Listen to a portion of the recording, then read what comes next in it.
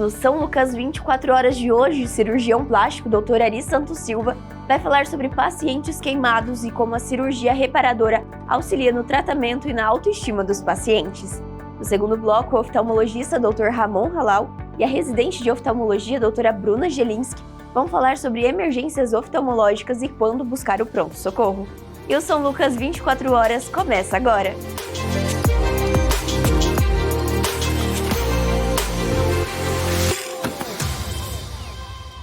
Olá, sejam bem-vindos a mais uma edição do São Lucas 24 horas. Acidentes com queimaduras estão entre as principais causas de internações hospitalares no Brasil e podem deixar não apenas marcas na pele, mas também impactos emocionais e funcionais na vida dos pacientes.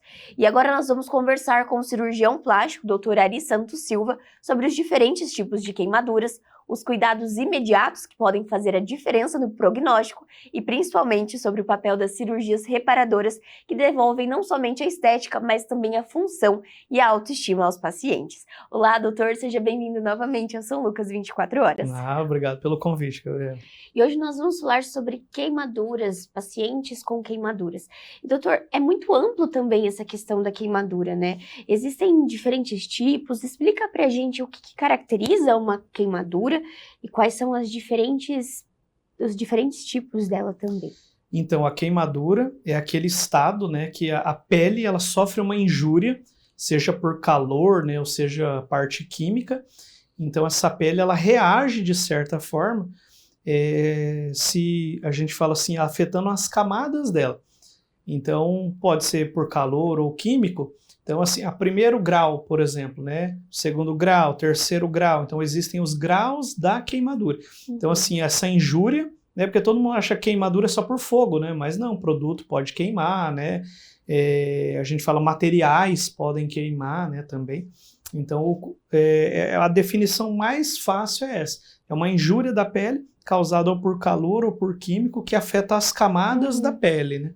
E quando nós falamos sobre essa questão de queimadura de primeiro grau, segundo grau, os graus, como que ela é dividida, então, doutor? O que até onde a gente consegue entender o primeiro, o segundo e o terceiro grau? Sim, hoje, né, a gente fala de muitos anos para cá, são 3 graus, basicamente. Primeiro grau é aquela queimadura superficial, que é só a primeira camada da pele, né, que a gente chama de epiderme. É a famosa queimadura do sol, né? Não só o sol causa ela, mas ela é a mais fácil da pessoa lembrar, né? Então ela vai na praia, causou uma injúria na pele, passa alguns dias, né? Ela fica vermelha, depois começa a descascar. Então perde só a primeira camada da pele. Então esse tipo de injúria, né, a gente chama de primeiro grau. É benigno, tranquilo de fazer tratamento. Pode ser grave? Pode. Se a pessoa se queimar do sol o corpo inteiro, ela vai ter, a gente fala um que chamam de insolação, né, o popular. Então isso aí vai precisar de uma internação, né, alguma coisa assim também, pode desidratar. O segundo grau é quando já queima a camada de baixo da pele, né, que a gente chama de derme. Quando você queima a derme é onde tem os vasos linfáticos. Então na hora que queima ali, o vaso linfático abre e o fluido linfático extravasa, né. Por isso que a queimadura de segundo grau, a característica dela é a bolha, né. Então, assim, a queimou, tem bolha, é segundo grau. Porque a pessoa fala, como que eu vou saber a profundidade? Fez bolha, é segundo grau. Ah, mas queimou com limão, né? Tava mexendo com limão, o limão caiu, foi no sol. Não tem problema. Independente do agente, tem bolha, é queimadura, a gente fala de segundo grau. Ah, é do sapato, é a fricção do sapato.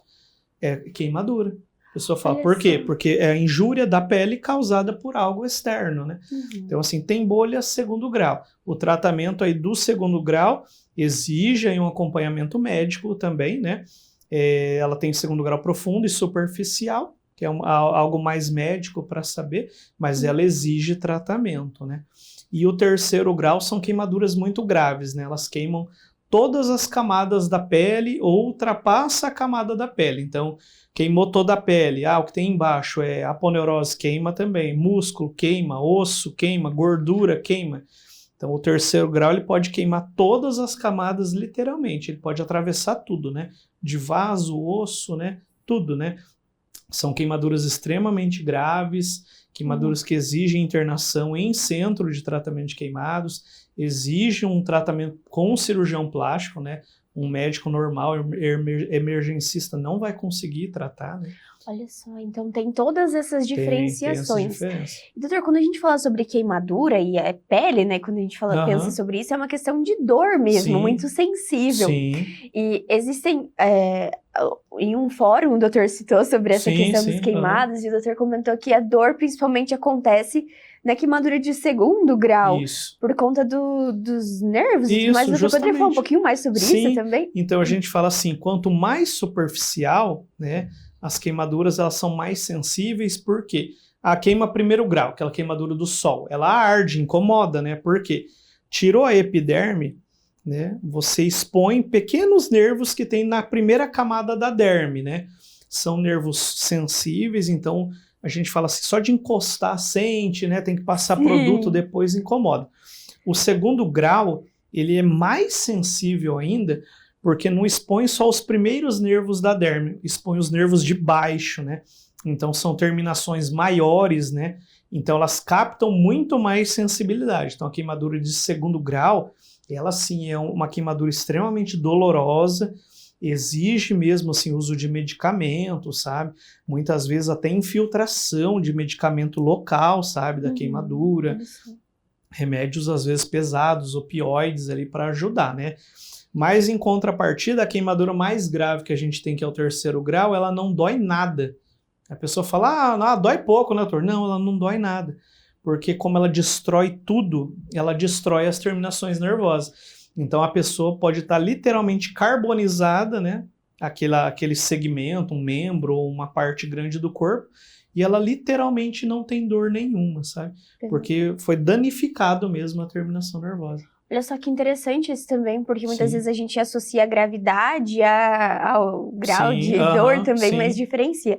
E, doutor, falando sobre... O doutor comentou sobre os tipos de queimadura, mas varia também os perfis de pacientes queimados, né? O doutor poderia comentar sobre isso, sobre geralmente em quem acontece, quem está mais suscetível e por que também isso acontece? Claro. Então, assim, a Sociedade Brasileira de Queimaduras, né, ela sempre coloca um balanço, né? A gente fala da quantidade de queimaduras que tem do Brasil, mas comparando com outros países também, a queimadura mais comum é na população pediátrica, né? Então são as crianças as mais acometidas.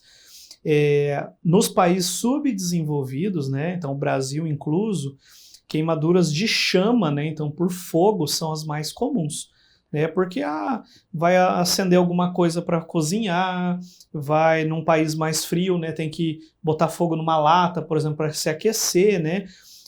Ou às vezes pega coisas, né, a gente fala usadas, né, um aquecedor usado, alguma coisa, uma fiação, né, um gato, né, que fala na fiação, né, então a chance de pegar fogo nas coisas no país subdesenvolvido é maior. Então a queimadura por chama em criança, em países subdesenvolvidos, são as mais comuns.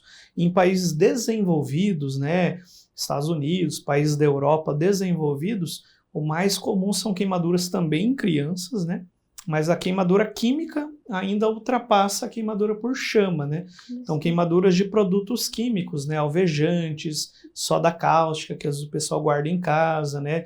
Produtos que limpa calha, né? Limpa a pedra da piscina, né?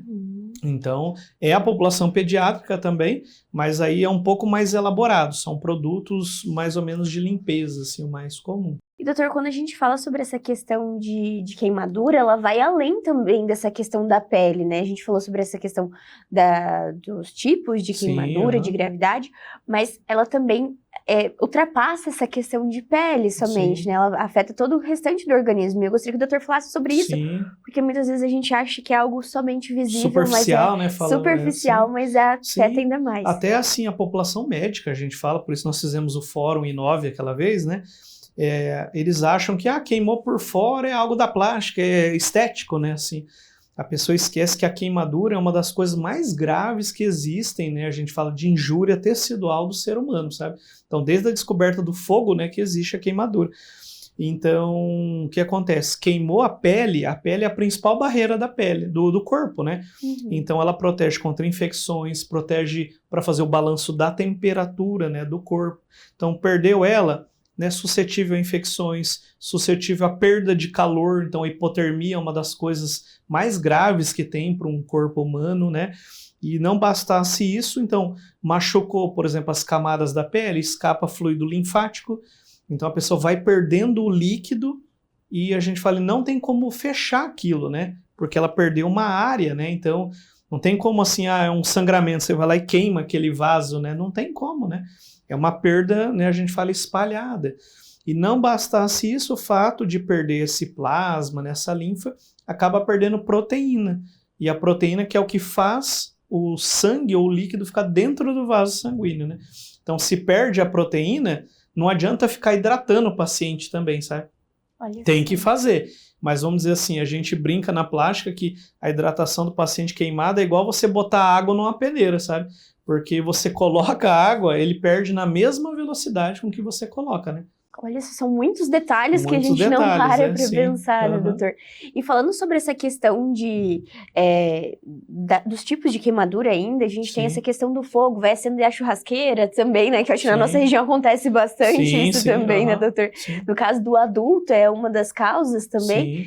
E aí, muitas vezes, o que não se deve fazer, doutor, em casos de queimadura independente, tanto na criança quanto no Sim. adulto, porque muitas vezes no desespero todo mundo vai tentar ajudar e acaba Atrapalhando, piorando né? a Sim. situação. Então a gente fala que, por exemplo, na nossa macro-região aqui, realmente a queimadura por chama é mais importante, né? Nós temos queimadura aqui na região também por organofosforado, né? Que são produtos químicos por causa do agro, né? Então tem bastante também. Mas a chama é o mais comum. Então, o que é o comum? É aquilo lá. Em casa, todo mundo tem uma receita, né? Ainda mais no interior, né? Ah, vou passar uma pasta de dente, vou colocar um café, vou passar uma babosa, né? Ah, eu tenho uma pomada que eu passo para tudo e sara, né? Então, o certo é assim, queimou, você vai na água corrente, né? Então, abre a torneira. Claro que se for uma época de calor, tem que ver se, porque às vezes a água da torneira sai quente também, né? Então a água não precisa estar gelada, tá? Muita gente também fala, vamos botar na água gelada. Aí qual que é o problema? Igual nós falamos, perdeu a pele, perdeu a barreira da temperatura. Aí você bota água gelada, ele faz perder calor muito mais rápido, né? Então é a água corrente. Então assim, a temperatura que sai, a gente fala da torneira, né? Então queimou, coloca o braço, o membro, aquela parte na água, e não precisa esfregar, deixa sair, a gente fala assim, para que serve a água ali? A água ela é um calmante ali natural, mas ao mesmo tempo é uma queimadura por fogo. Então queimou, tem um chamuscado, tem carvão, alguma coisa ali, então ajuda a lavar. Então ajuda, como a gente falou, perdeu a barreira, então tudo que sujeira você puder tirar é melhor, sabe? E doutor, falando, isso é bem, né, acho que essa conversa é muito interessante, Sim. porque é muito curioso como o paciente queimado, ele é diferente de todos os outros mesmo, que a gente fala, o paciente cardiológico, ele é um paciente muito específico, muito assim, específico, digamos, né? E doutor, pensando nessa questão, então, o doutor falou da funcionalidade, voltar a dar funcionalidade, varia do tipo de queimadura, então do grau de queimadura para o tratamento, como que é feita essa escolha também do que é necessário fazer? Existem partes do corpo que são escolha, uma parte, como deve ser proceder, claro, e outras de outra forma. Explica um pouquinho pra gente sobre isso também. Então o mais importante é assim, sabendo o grau, né, da queimadura, então assim, chegou aqui no pronto-socorro, né? Ficou na piscina ali, né, queimou 80%, mas é primeiro grau. Poxa, então passar, né, um hidratante na pele, bastante hidratação via oral, né, e domiciliar. Paciente segundo grau, tem bolha, né? Então essa bolha tem que ser rompida, porque tem que ver qual que é o grau, né, da queimadura de segundo grau. Então rompeu a bolha, tá rosa, né, o fundo, é queimadura de segundo grau superficial, tá branco, é um segundo grau profundo, né?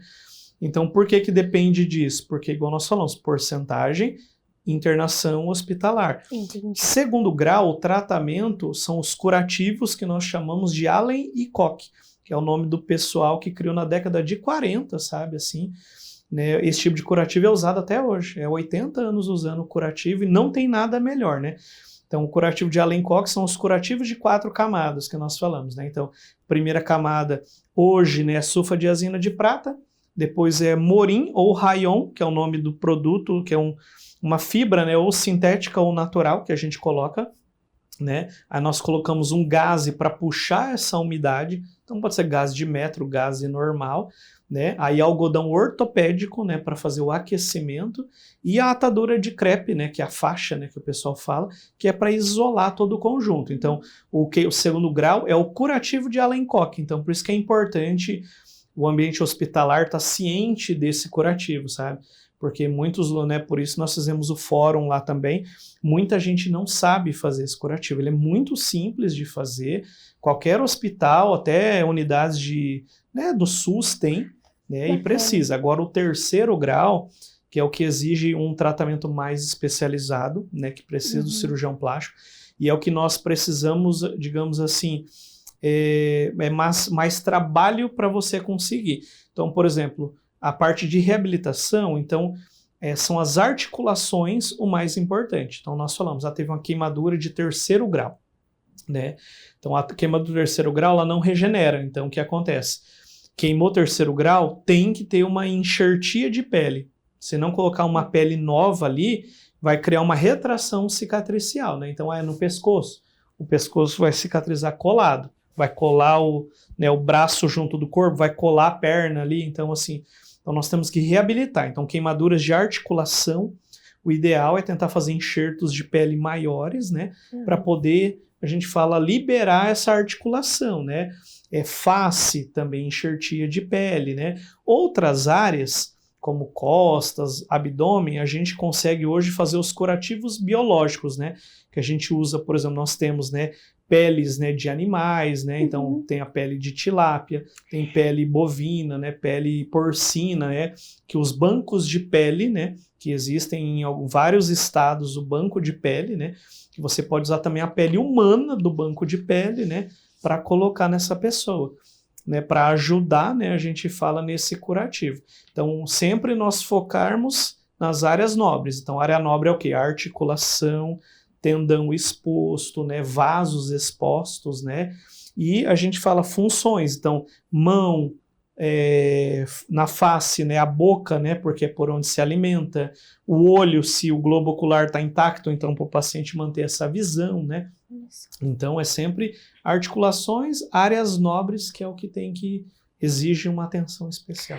O doutor comentou sobre essa questão das peles biológicas, né, da tilápia, algo que também a gente fala muito aqui na nossa região, principalmente, né? O doutor poderia falar sobre os benefícios que isso traz também, quando não se tem a pele humana, por exemplo? Sim, hoje nós temos, né, os substitutos, que nós falamos, né, sintéticos ou animais da pele humana. Então, por exemplo, cascavel, nós não temos banco de pele. Então, não tendo banco de pele, né, existem o que? As matrizes dérmicas, que daí são coisas sintéticas, né, que é um substituto de pele. Ela não vai virar uma pele, mas ela consegue, digamos assim, acelerar o processo para diminuir a área, e às vezes uma pele menor do próprio corpo consegue ficar ali, ou às vezes depois um curativo, né. Agora, os substitutos, eles foram criados para isso. Áreas que não têm acesso ao banco de pele, e pacientes que não têm a pele dele mesmo para conseguir. Então, o paciente, poxa, queimou 80% do corpo. Ele tem só 20%, né, livre, né? Daí a gente vai tirar o 20% dele para tampar outro 20%, vai sobrar 60%, e o 20% que tirou dele vai ficar danificado. Então, assim, aí a tilápia foi inventada, né, aqui no Brasil, né, esse substituto foi no Nordeste, inclusive. Então eles fazem a pele liofilizada da tilápia, né? São tilápias criadas para isso. Não é aquela tilápia, né, que é criada para consumo, né? Não, ela é criada para a pele mesmo. E a pele, ela vem em lâminas, sabe? E daí ela também é um substituto biológico. Coloca a pele no lugar, ela acelera o processo, depois ela cai sozinha, né? E daí a gente fala, né? Inclusive aqui em Cascavel já foi utilizado a tilápia já, assim, né? Não é tão comum, porque precisa, ela vem né, lá do Nordeste pra gente, né? Mas ela é um substituto muito bom, né? Mas tem a pele, né? Os substitutos de pele porcina, né? Que é do porco, tem queratinócito bovino também. E o que a gente tem de melhor, mas o mais caro, é cultivos de queratinócito, que é a célula da pele, né? Cultivada em laboratório do próprio paciente. Então a pessoa vai lá, colhe o queratinócito, cultiva ele vai se multiplicando e vira uma pele no laboratório, mas do próprio paciente, né? Só que isso é muito caro, né? É uma tecnologia pro ainda. nosso padrão Brasil ainda é muito caro, né? Inacessível. Mas isso é bem bacana, né, doutor? Porque, como a gente disse, é um paciente que ele tá vulnerável por questões de saúde e ainda tem essa questão de funcionalidade estética. Sim. Eu acredito que isso é algo que o doutor também deve escutar sempre, que não imaginava que cirurgia plástica também fazia esse papel tão importante no paciente, né? Se associa à cirurgia plástica somente a questão estética, mas é muito importante até para os colegas médicos entenderem que o profissional que vai auxiliar nisso também é o cirurgião, né, doutor? Sim, porque o pessoal esquece que, na verdade, a nossa especialidade, ela começou como a parte reparadora, né? Então, na Segunda Guerra Mundial, né, os pacientes mesmo queimados da Segunda Guerra ou, né, com sequelas motoras, né, por causa da guerra, ali que surgiu, né, a gente fala cirurgia plástica, para reabilitar esses pacientes. A estética, digamos assim, ela entrou muito tardiamente na cirurgia plástica, né?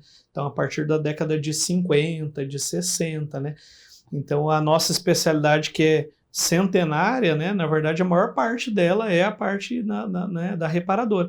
E no Brasil, a nossa especialidade ela cresceu por causa do paciente queimado.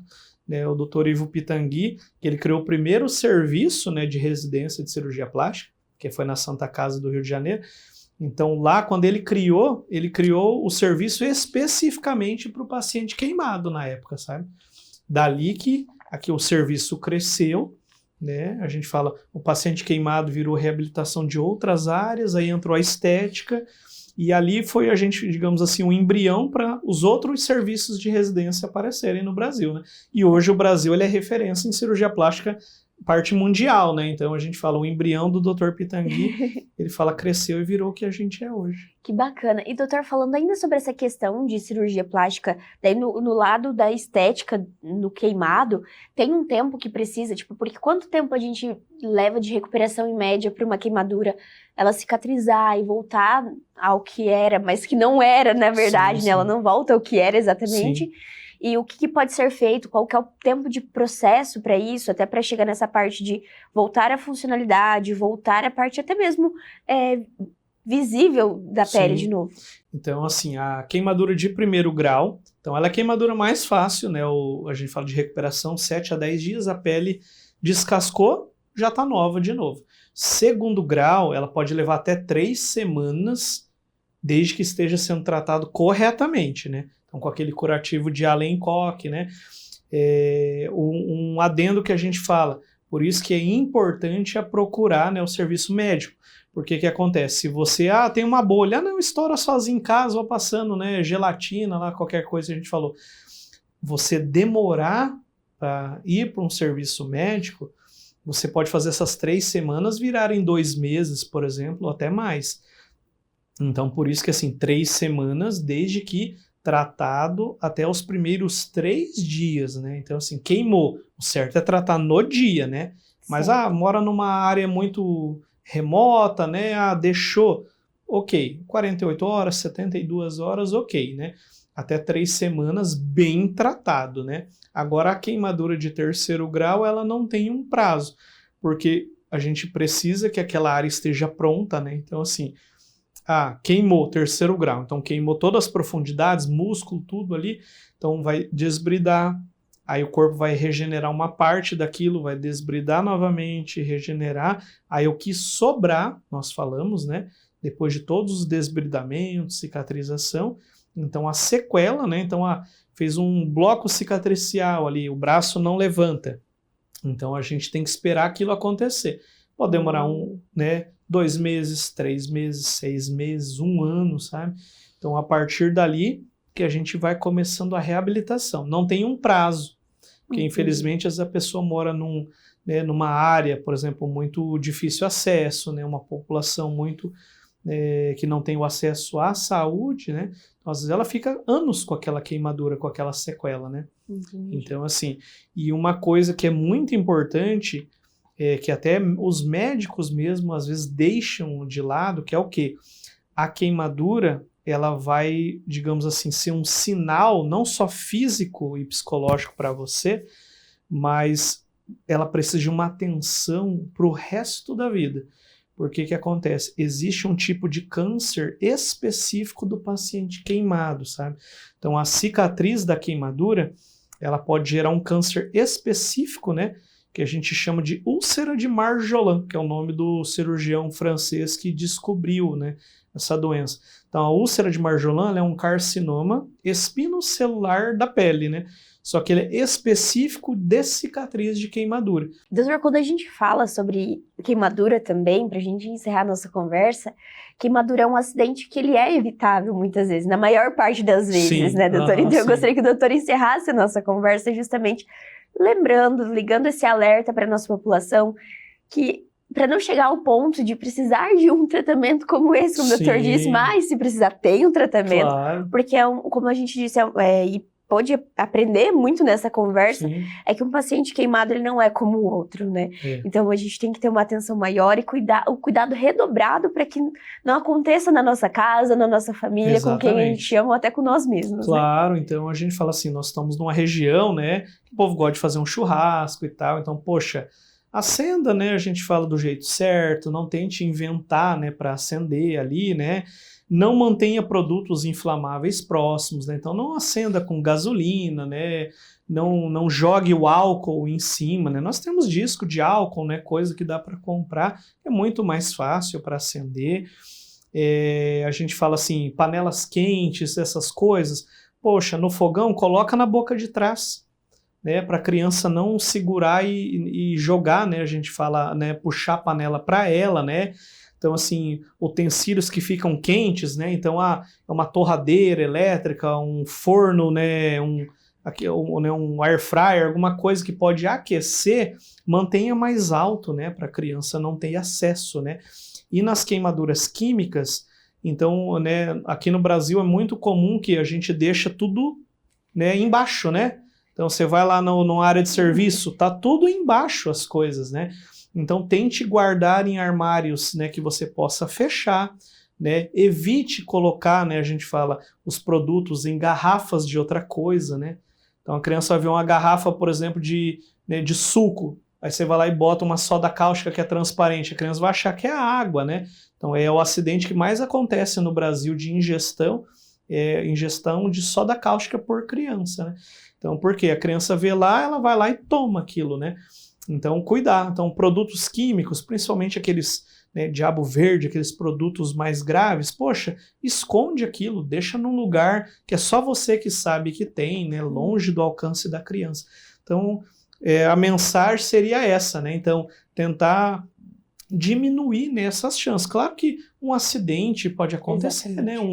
A gente fala assim, pegar fogo num lugar, a gente fala uma tomada, por exemplo, pegar fogo, isso está fora, às vezes, da nossa alçada, né? Mas o que dá para evitar, a gente conseguiria, sabe, assim, 70%, às vezes, de acidentes a gente conseguiria evitar. Então é isso, doutor. Muito obrigada pela participação. Foi uma conversa muito enriquecedora e fica sempre o convite para vir mais vezes. Não, obrigado pelo convite, Gabriela. Estamos à disposição sempre que precisar. E o São Lucas 24 horas vai para um rápido intervalo e no próximo bloco nós vamos falar sobre como identificar emergências oftalmológicas. Não saia daí!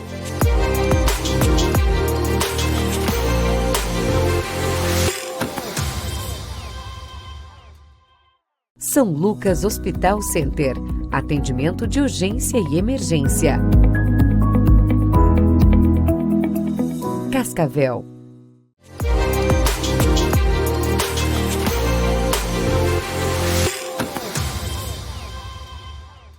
E na última semana, o São Lucas Hospital Center realizou a primeira cirurgia ortopédica com a utilização do braço robótico Meico. E quem traz mais informações sobre a cirurgia é o nosso repórter Silvio Matos. O São Lucas Hospital Center adquiriu o Meico Smart Robotics, um dos sistemas mais avançados do mundo para cirurgia ortopédica. O equipamento está presente em apenas 3 cidades do sul do Brasil: Curitiba, Porto Alegre e agora Cascavel, que realizou a primeira operação com suporte da tecnologia em um paciente de 67 anos de idade. Todo o procedimento ele é controlado pelo cirurgião. Então esse mito de que o robô também vai fazer a cirurgia sozinho, isso não existe, né? Ele é mais também, além de um sistema robótico, ele é um auxiliador de que aquela prótese ela vai ser o ideal para aquele tipo de paciente.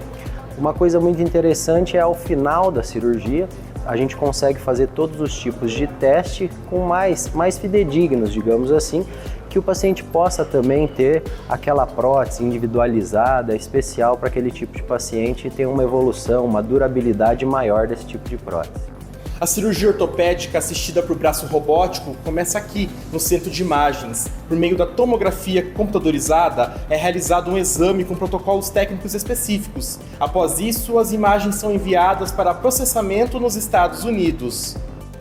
Retornando ao Brasil, os dados são carregados no Meico, que agora conhece a anatomia única do paciente, possibilitando a precisão milimétrica, neste caso para a prótese de substituição de joelho.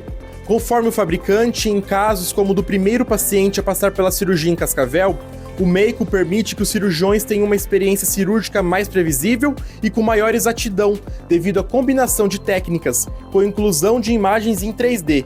Em estudos clínicos, a tecnologia demonstrou o potencial para os pacientes sentirem, por exemplo, menos dor e necessidade de fisioterapia hospitalar, além da redução do tempo de internação, melhor flexão do joelho e maior proteção dos tecidos moles em comparação aos métodos manuais. Eles dão uma segurança de você estar com o tamanho correto, você estar com a angulação correta, você estar com o tamanho da prótese, comprimento de membro, angulação de membro, tudo perfeito. Mesmo nos casos mais difíceis, né? Que às vezes sem o robô a gente tem dificuldade em fazer, né? Tem casos que são muito complicados, né? O robô te dá toda essa segurança aí de que você está fazendo perfeito. Isso é um avanço tecnológico muito grande aqui para Cascavel, para a região, né? É um avanço na ortopedia, esse tipo de cirurgia. É um ambiente novo, é uma tecnologia nova, né? Estamos com uma expectativa muito boa tanto para o procedimento como para o paciente, né? Que vai ter um ganho muito grande com essa cirurgia dele.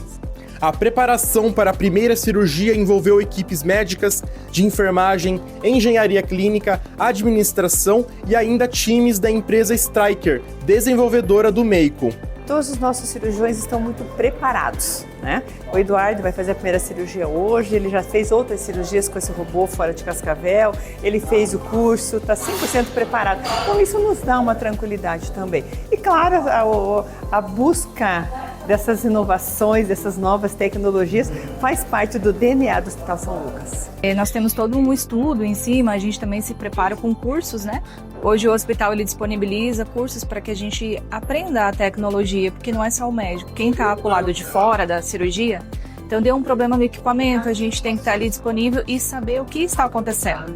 Esse momento que está acontecendo, ele já vem de um desenvolvimento de aproximadamente 30 dias, treinando o número de pessoas hoje. Estamos com 17 pessoas envolvidas dentro do processo, em todas as fases, né? O pessoal de auxiliar de sala, o pessoal de tecnologia da imagem, que faz todo o preparo, que faz toda a captação dessa imagem, o pessoal de preparo do material em si, a equipe anestésica, a equipe de centro cirúrgico e o pós-operatório, para que o paciente tenha o sucesso terapêutico que a gente busca e a segurança em todo o procedimento.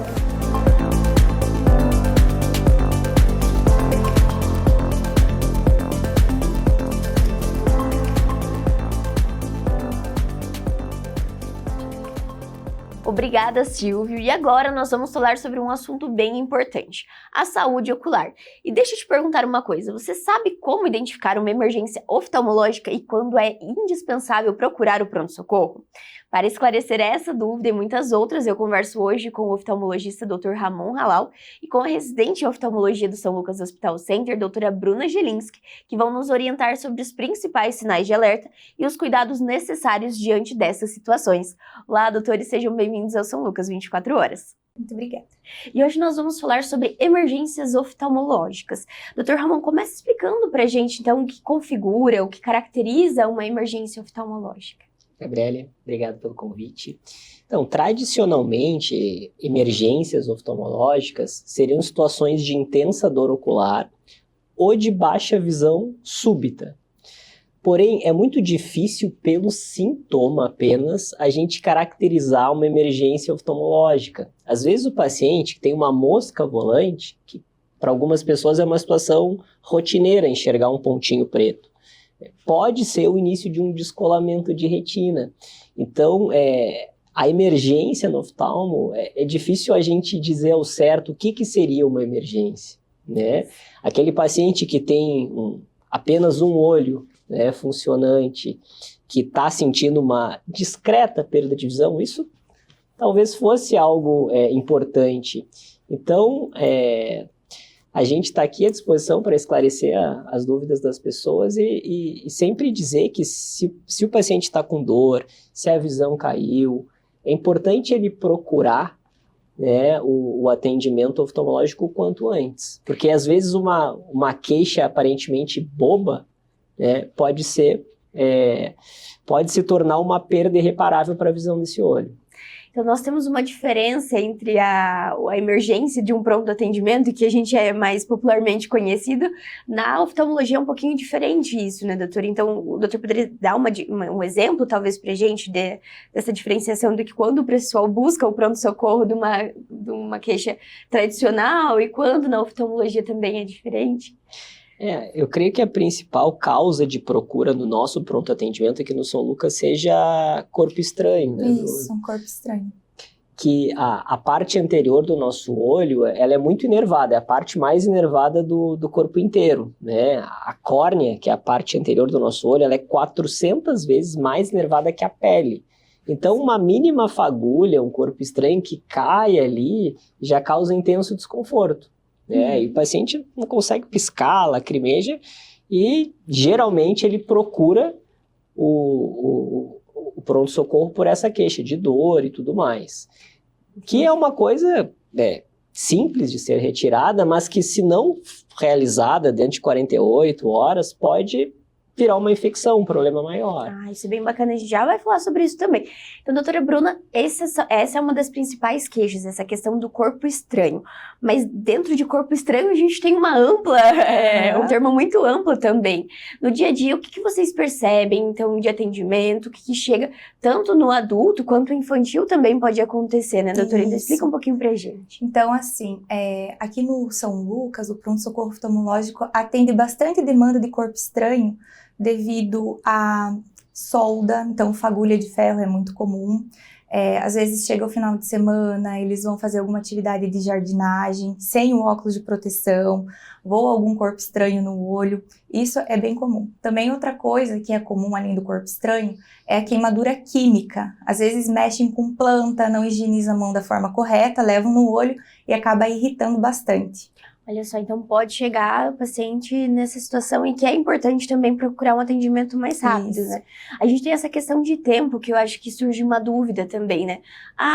Depois eu procuro, depois eu vejo, quando então buscar? O doutor comentou sobre essa questão da dor, do incômodo, que é muito importante, a partir do momento que o paciente já sente isso, já é importante procurar, mas no caso de algo mais imediato, assim como a questão do corpo estranho, qualquer questão de tempo que esse paciente tem para buscar um pronto-socorro, doutor? O problema, como o doutor já tinha dito, dói muito, incomoda muito. E às vezes o paciente procura a gente não com algo assim que é extremamente urgente, mas o fato desse desconforto que o paciente apresenta já gera um medo nele, né?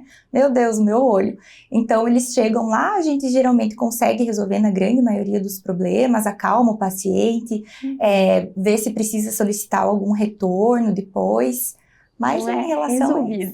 Como o São Lucas é um hospital referência para toda a região, ocorre frequentemente o paciente numa cidade vizinha que percebeu que entrou um corpo estranho, dá para ver às vezes até a olho nu, né, um corpo estranho. Aí o que ele fez? Ele tentou tirar com cotonete, aí ele procurou um outro local onde não tinha oftalmologista, aí depois de 6 horas ele chega aqui, né, depois desse desgaste todo. Então é importante a gente deixar isso bem claro, que nós temos um pronto atendimento oftalmológico aqui, que funciona 24 horas por dia, 7 dias por semana.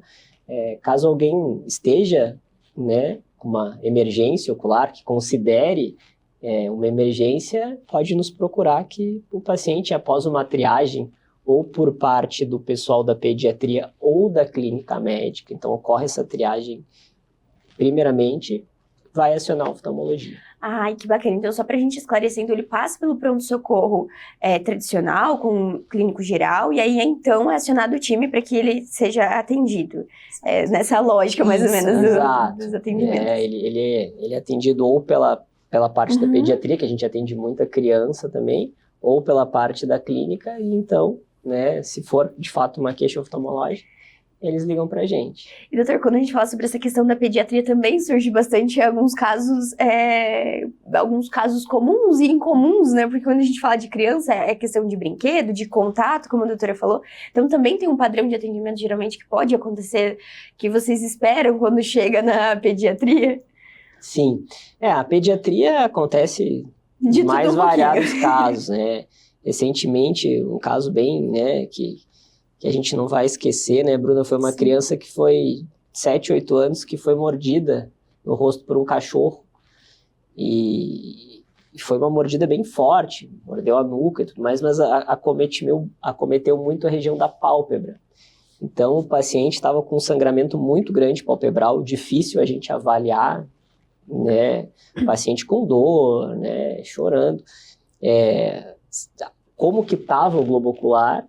Mas, felizmente, não tinha cometido o globo, né? Cometeu só a pálpebra, embora tenha machucado bastante. E aí a gente já deixou essa criança em jejum, foi à noite, e no outro dia cedinho, nosso oculoplástico já fez uma sutura palpebral bem grande, né? Foi um procedimento bem grande e reconstruiu toda a anatomia do olho dessa criança e o resultado estético ficou maravilhoso. Isso aí, então tem também esse tipo de atendimento que chama atenção, né? Muitas vezes a população não entende tudo que está por trás, mas um caso como esse que pode acontecer no dia a dia, então é importante também levar essa informação para quem está em casa assistindo, sabendo que pode também procurar. E doutora, falando um pouquinho sobre essa questão dos atendimentos, então de modo geral, quando o paciente chega, ele faz essa triagem, depois passa para o oftalmologista, são feitos alguns exames, como que é feita essa avaliação, então, no caso de emergência? Então, assim, da parte oftalmológica, né, o médico clínico geral ou o médico pediatra entra em contato com a gente vem até o hospital e avalia o paciente. Vai ver como que é essa dor que o paciente está sentindo, o que causou isso, se teve algum trauma, se ele se expôs a alguma substância que pode ter irritado esse olho, se tem alguma secreção, se teve uma batida ali naquele olho. Nesse primeiro atendimento, a gente já vai contextualizando. Depois a gente passa para a lâmpada Defenda. E geralmente é esse o exame que a gente faz. E é isso que diferencia o pronto-socorro oftalmológico do pronto-socorro geral. Porque no pronto-socorro oftalmológico a gente tem alguns equipamentos que permitem um melhor exame para fazer ali no paciente, sabe? Então aqui a gente tem essa lâmpada e a gente consegue ter um maior conhecimento ali do que está cometendo o paciente. Quando a gente fala sobre essa questão do olho, é algo muito sensível, né, doutora? É algo delicado, afeta diariamente, né, a nossa vida, e é algo que a gente muitas vezes não tem esse costume e cuidado, né? Não se leva só quando de fato acontece uma situação como essa. E, doutor, de maneira geral, assim, pra gente falar sobre os cuidados que a gente pode ter, quais são as recomendações? Então, a doutora comentou sobre a questão do corpo estranho, que é algo muito comum, então os equipamentos de proteção são importantes, mas existem outras formas também da gente prevenir essa exposição para que não se torne uma emergência? Os equipamentos de proteção são fundamentais. Algo que acontece muito também é o motoqueiro com a viseira aberta, bate um inseto, alguma coisa no olho. Olha só, isso é verdade. Diversas coisas que a gente faz que talvez tivesse ter um óculos de proteção que a gente não utiliza, né? E assim, em relação à prevenção, né, além da prevenção de acidentes, claro que manter a nossa saúde como um todo em dia evita emergências, né, oculares.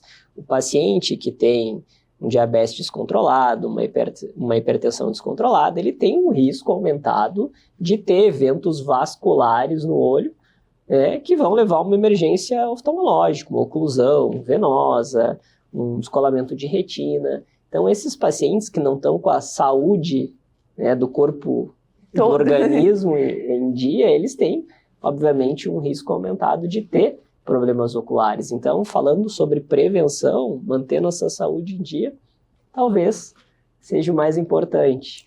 E, doutor, corre o risco, muitas vezes, desse paciente, quando não tratado, levar a um quadro de cegueira? Como que funciona isso? Também desencadear outras doenças que muitas vezes o paciente não tinha?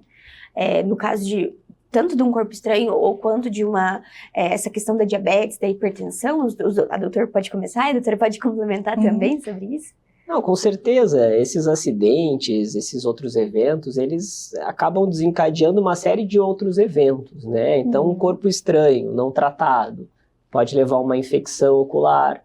Essa infecção pode aumentar a pressão do olho, o paciente fazer o que a gente chama de glaucoma secundário, então a pressão do olho aumentar em decorrência disso. A pressão do olho aumentando, aumenta o risco de outros problemas oculares. Então, vira uma bola de neve, por isso que a gente tem que fazer esse atendimento rápido e eficaz. Isso é bem importante. Outra coisa, só para complementar, que eu acho importante, é que a gente tem muitos pacientes que são usuários de lente de contato. Então, eu acho que para esses pacientes é importante que sejam passadas devidas orientações. Porque, pegando um gancho que o doutor falou, infecção ocular, a lente de contato pode gerar uma infecção ocular ali por mau uso, má higienização, às vezes uso prolongado, às vezes a pessoa acaba dormindo com as lentes, e isso pode gerar grandes complicações no olho, que pode levar até a transplante, né? Isso, é bem importante fazer esse alerta. Eu acho que outra causa também que chega muito e que gera bastante dúvida é a tal da conjuntivite, né? E eu acho que isso também é algo que o pessoal, é algo meio imediato, né? Acontece muitas vezes de um dia para o outro, foi dormir, acordou, e muitas vezes busca o pronto-socorro também sem saber se é ou se não é. A doutora poderia falar um pouquinho mais sobre esse tipo de situação? A gente pega, esses casos são mais comuns também a gente pegar em criança. Então, o que acontece? Geralmente as conjuntivites, de grande maioria, são virais. Então, elas têm um tempo autolimitado que elas vão ficar ali no olhinho do paciente. Então, em torno de 7 a 14 dias, é normal o paciente ficar com o olho premiado, vai coçar, é normal ficar com um pouquinho de secreção. Então, isso até poderia ser orientado lá na clínica médica, antes de chegar pelo paciente, antes de chegar pra gente, os profissionais da oftalmologia.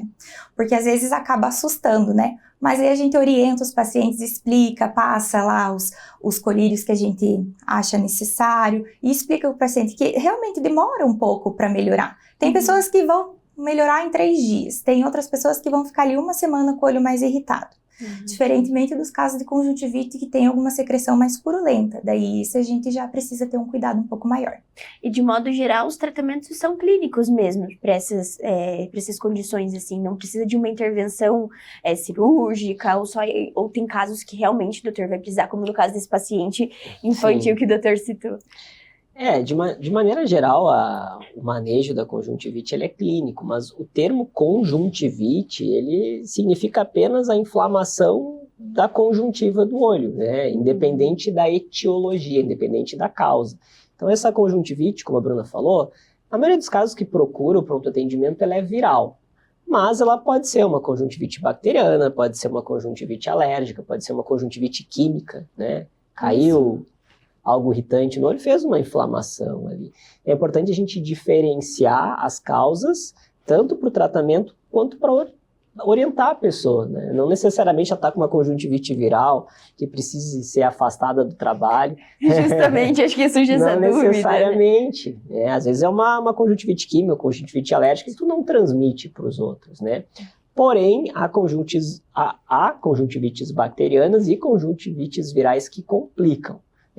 Que o olho, além de ficar muito inflamado, ele desenvolve algumas membranas, né? E essas membranas precisam ser retiradas a cada 2, 3 dias no consultório para ocorrer a melhora de fato da situação. Então, sim, a maioria resolve-se espontaneamente, mas a gente avalia o paciente e absorve esse paciente, né, São Lucas, no Hospital de Olhos, dependendo da situação. Alguns pacientes precisam de um acompanhamento, sim, de uma conjuntivite. Mas olha só que interessante, muitas vezes a gente pensa que é algo simples, mas que também precisa dessa atenção. E falando justamente sobre esse manejo, esse tratamento, muitas vezes no caso de emergências ali, como a doutora diz, de corpo estranho, vai a família, como o doutor falou, tentar retirar, tentar ajudar, mas muitas vezes pode acabar atrapalhando esse paciente. Então, em casos de contaminação por produtos químicos, o que deve ser feito, gente? Pode passar, né? Tem que molhar, tem que lavar esse olho, tem que tentar tirar em casa, procura de imediato um pronto-socorro, porque acho que isso também, essa condução da situação é algo que surge muitas dúvidas. Acho que o doutor pode começar, a doutora Bruna também pode complementar. Falando primeiro de corpo estranho, uma vez que visualiza-se o corpo estranho, o ideal, claro, é não tirar, não tentar tirar. E, geralmente essa tentativa é ineficaz, né? Porque o corpo estranho, quando ele atinge a córnea, ele acaba grudando na córnea. Então as pessoas tentam tirar com cotonete e tal, acaba só machucando um pouco mais, né? Geralmente a gente faz esse procedimento com um colírio anestésico, com uma pequena agulha, e a gente consegue retirá-lo. Ele não sai com soro, não sai com cotonete. Até mesmo a própria mão, né? A pessoa vai esfregando. Exato. Naturalmente você vai A gente faz tudo que não deve ser feito, né? E pode machucar ainda mais, né, doutora? Machuca ainda mais, com certeza. No caso dessas outras situações de contato, quais seriam, então, a forma A indicação adequada? é lavar abundantemente durante 15 a 20 minutos com água corrente mesmo. Toquei em alguma planta, levei a mão lá no olho, nossa, começou a arder muito. Lava, lava, lava, lava. E já vai procurando atendimento médico. Então isso é bem importante. Então também tem Evitar também aqueles remedinhos caseiros, né? E lá pingou não sei o quê. Vai lá colocar um leite no olho. Tem muito caso, né? Óleo. Ou às vezes algum chá de uma erva, não sei o quê.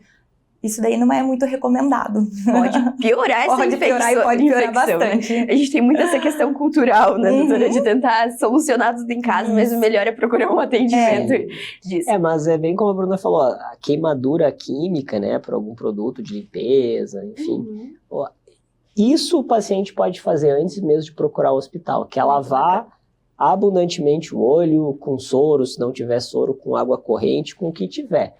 O importante é lavar rápido e por esse período, 15 a 20 minutos. E aí, aí depois sim ele procura o atendimento. Então isso ele deve fazer em casa, até mesmo antes de procurar o hospital. Isso é bem bacana. E agora falando um pouquinho sobre a residência, a doutora é residente de oftalmologia, isso é bem bacana, né, doutora? Esse contato que os futuros profissionais, especialistas da área já têm também em diversas áreas, tanto na parte clínica quanto de emergência. A doutora poderia falar um pouquinho sobre essa experiência também? A doutora está no primeiro ano, né, finalizando ali o primeiro ano. Então conta como que é esse contato também com diversas áreas e diversos tipos de queixa também dos pacientes. Na verdade, eu acho que complementa, né? A gente atende muito no ambulatório durante a manhã e a tarde, mas são queixas diferentes que a gente percebe, né? Que aqui são coisas mais imediatas que a gente pega. No ambulatório é muito difícil a gente pegar um caso de corpo estranho. Então, esse tipo de... a residência proporcionar isso pra gente, a gente acaba ampliando a nossa gama de conhecimento, de prática, né? E também a gente sempre está discutindo os casos que chegam, o Dr. Ramon sempre nos orienta o que deve ser feito, até casos simples, que às vezes gera dúvida na gente mesmo. Por exemplo, o paciente está lá com uma queixa de baixa visão. Baixa visão pode ser muita coisa, né? Pode ser um olho seco, mas pode ser uma oclusão numa artéria central da retina. Então, pode ser muito simples de ser resolvido, como pode gerar perda irreversível na visão. Então, eu acho que isso complementa muito aqui o nosso programa de residência. Isso é bem bacana, doutor, justamente o doutor está sempre acompanhando os residentes nesse processo, né? Que eu acho que também é outra dúvida, o pessoal que chega para ser atendido e não entende muitas vezes quando que é o residente, mas esse paciente ele vai ser visto mais de uma vez, justamente, a gente tá sempre né? junto, com certeza. E bem como eu te disse, a gente absorve esse paciente, né? Se esse paciente chega na madrugada, né, com um problema que não possa ser resolvido aqui, esse paciente no outro dia, né, já vai ser agendado com um oftalmologista específico, né, do problema dele, para ser resolvida a situação. Então, claro, tem muitos exames complementares, procedimentos grandes que a gente não consegue fazer aqui, né? E aí esse paciente é referenciado para onde consiga ser feito isso no mesmo momento. Isso é bem importante, essa parceria justamente, né? Até Exato. pela localização aqui próximo do São Lucas, o Hospital dos Olhos. Então é uma parceria muito consolidada, eu diria, justamente com a residência, traz todo esse preparo para os profissionais e, consequentemente, para a nossa população, né? Então, de modo geral, para a gente encerrar a nossa conversa, que eu acho que trouxe muitos esclarecimentos para a população, o doutor gostaria de deixar um conselho, uma dica para a saúde dos olhos da nossa população? Doutora também, fica à vontade. Eu creio que, como a gente comentou, né, o ideal é a gente tentar prevenir acidentes, complicações. Não sendo possível, né, o paciente está com dor, aconteceu um evento diferente, procurar, assim que possível, o pronto atendimento aqui do Hospital São Lucas, que a gente tem sim um pronto atendimento oftalmológico que funciona em tempo integral.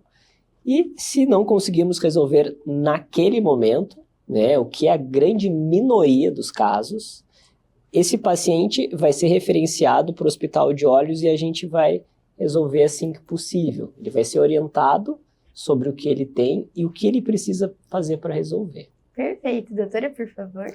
Só complementando o que o Dr. Ramon falou, então se o paciente apresentar uma perda visual súbita ou progressiva, que tá até 2 horas atrás estava enxergando bem, agora estou percebendo que a visão está diminuindo, ou então muita dor no olho, às vezes hiperemia bem expressiva em um olho apenas, a gente recomenda que sim, procure o atendimento oftalmológico aqui no São Lucas, no pronto-socorro, e não espere que vai melhorar sozinho, porque às vezes esse tempo que você fica esperando que melhore pode causar repercussões aí negativas para a visão, né? Para o resto da vida. Cada vez mais a gente vê que quando se fala de saúde, realmente é isso, doutor. O tempo é valioso e é muito importante a gente levar essas informações. Muito obrigada, doutor Ramon. Muito obrigada, doutora Bruna. Fica sempre o convite aqui para vir mais vezes. Muito obrigada. E o São Lucas 24 horas de hoje fica por aqui, mas não deixe de acompanhar as redes sociais através do @FH São Lucas Cascavel para ficar por dentro de todas as novidades. E até o próximo!